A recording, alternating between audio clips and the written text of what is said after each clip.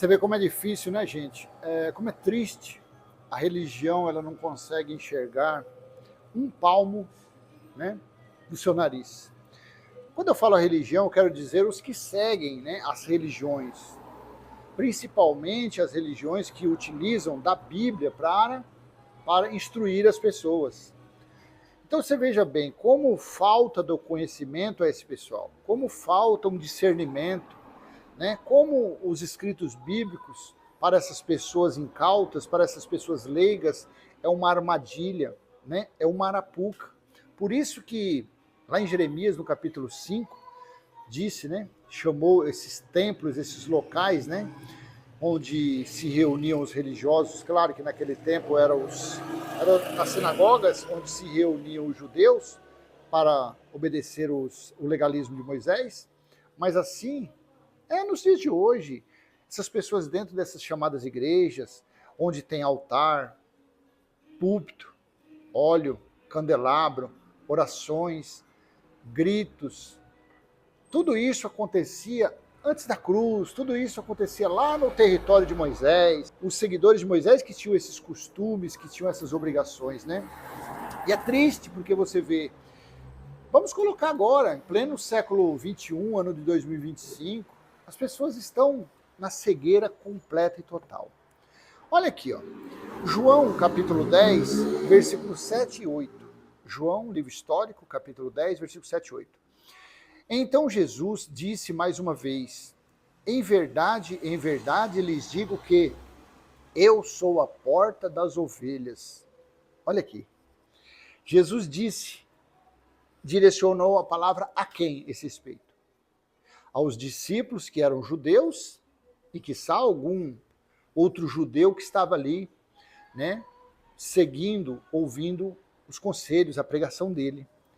Então Jesus foi claro dizendo que ele era a porta das ovelhas, ou seja, ele era a porta do povo de Israel. Ele era a porta dos judeus para os hebreus, para os israelitas. Jesus de Nazaré nunca foi a porta para os gentios. Claro que não, porque se ele mesmo fala em Mateus 10, 5 e 6 e Mateus 15, 24, que ele veio somente para os perdidos da casa de Israel, então ele nunca foi perto.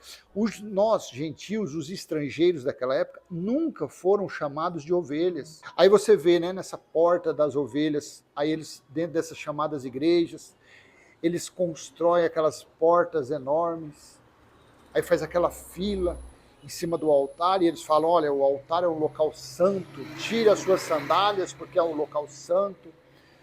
Aí antes da porta tem aquele monte de envelope, ungido, consagrado, né, que eles dizem. Aí antes de passar na porta de Jesus, que era para os judeus, ele veio como porta para as ovelhas perdidas, não para os estrangeiros.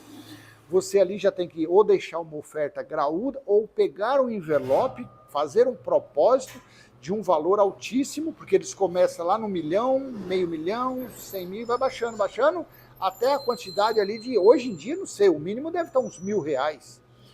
E as pessoas, coitadinha, catadoras de lixo, catadoras de papel, de alumínio, de cobre, participam dessas fanfarronices, né? Desses desafios. Por quê? Porque está escrito na Bíblia, está escrito aqui, ainda a pessoa, ainda olha aqui, ó, está escrito em vermelho ainda, a pessoa fala aqui, ó, palavras de Jesus. Eu sou a porta das ovelhas, e vocês que estão aqui, vocês são as minhas ovelhas, porque eu fui consagrado a pastor, eu sou um homem de Deus, eu fui um... É ou não é? Coloca no comentário se não é assim, que esses mercenários, que esses canalhas fazem. Eu sou consagrado pastor. Não, ô cabeça de bagre. Nem nos dias de Paulo existiam pastores, bispos, reverendos, evangelistas, como título de crachá. Nem naqueles dias. Eles receberam dons para pastorear, para ensinar, para evangelizar. Dons. Né? É o que eu gosto sempre de estar falando. Aonde está escrito Paulo chamando Priscila de missionária? Onde está escrito Paulo chamando Apolo de bispo Apolo? Pastor Timóteo? Nunca você vai ver. Nunca. Há uma palavra próxima a isso, claro que foi acrescentado, foi inventado, foi o presbítero. porque Pedro chamou de presbítero. Mas quando você vai em outros textos bíblicos, não tem nada a ver de presbítero. É outro nome sem nada a ver. É tipo assim, um coordenador, um responsável por aquele local. Nada de título, né? Então aí eles falam, bate no peito, não, eu sou o pastor, eu fui ungido, consagrado e vocês são as minhas ovelhas. Eu tenho que orar, eu tenho que cuidar, eu tenho que jejuar por vocês. Canalha. Jesus disse aos discípulos, Mateus 23, do versículo em diante, a ninguém chamei de mestre, a ninguém chamei de pai da fé, porque vocês têm um só mestre, que é Cristo. Se Jesus falou lá em João, capítulo 4, do versículo 20 ao 24, que naqueles dias já tinha chegado o tempo para não se adorar Deus, mas nem em templo nem em monte, por que então esses homens têm esses títulos fraudulentos dentro dessas chamadas igrejas? Por quê? Porque é tudo mentira. A religião é uma falcatrua, a religião é um engano, a religião é um tapa para cegar os incautos. A religião só serve para isso. Lhes digo que eu sou a porta das ovelhas. Então, se um religioso ele não tem conhecimento que a porta que era para os judeus, você imagine um religioso querer discutir dízimo com você. Você imagine um religioso querer discutir o evangelho com você. Você imagine um pregador da graça que teve título famosão lá dentro, 19 anos, chegou a ter título de bispo. Você vai discutir evangelho eterno com um caboclo desse? Você não está vendo que não vai resolver nada? Porque se os dons durou até a vinda do perfeito, tem muitos pregadores da graça aí que diz que tem o dom de pregar. Pregar o quê, ô canalha? Pregar o quê? Se não há mais a necessidade de anunciar o evangelho, porque o evangelho foi o reino de Deus estabelecido entre o ano 66 e a metade do ano 70, vocês têm que pregar o quê, seus rabugentos? Olha o outro versículo aqui também, o versículo 8 de João 10. Todos os que vieram antes de mim são ladrões e salteadores, mas as ovelhas não lhes deram ouvidos. Por que o tempo aqui não está assim? Todos os que vieram antes de mim foram ladrões e salteadores. Por que o tempo verbal não está assim? Sabe por quê? Porque naqueles dias, quem estava lá? Os fariseus, os escribas, os saduceus, os seguidores de Moisés. Então eles não tinham ficado para trás.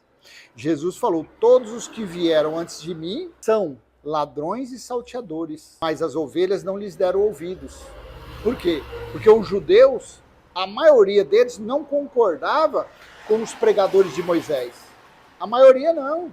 A maioria almejava a vinda do Messias, porque as pessoas, os seguidores de Moisés, eles carregavam um jugo muito pesado, um fardo muito pesado. Eles carregavam muita escravidão nas costas, eles carregavam muitas obrigações, muito cerimonialismo.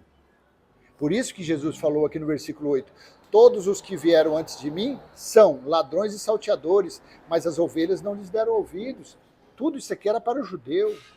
E quem eram esses ladrões e salteadores? Sabe o que a religião diz? Que é a pombagira, que é o tranca-rua. Que quando você não é dizimista fiel, o diabo vem e rouba o que você tem. Não, ô canalha. Não, ô perverso. Os ladrões e salteadores aqui eram os pregadores de Moisés, eram os instrutores que seguiam, que pregavam, que anunciavam o legalismo de Moisés, as obrigações, dízimo, ofertas, colocando o peso nas costas das pessoas. Que distância está dessa palavra que Jesus falou, chamando-os de ladrões e salteadores, para hoje, no ano 2025, dentro desses templos religiosos? Qualquer templo, todo templo religioso, seja qualquer religião, eles buscam angariar fundos. É ou não é? Mas quando se fala da Bíblia, quais são os principais utilizadores da Bíblia? São os mais ladrões e salteadores.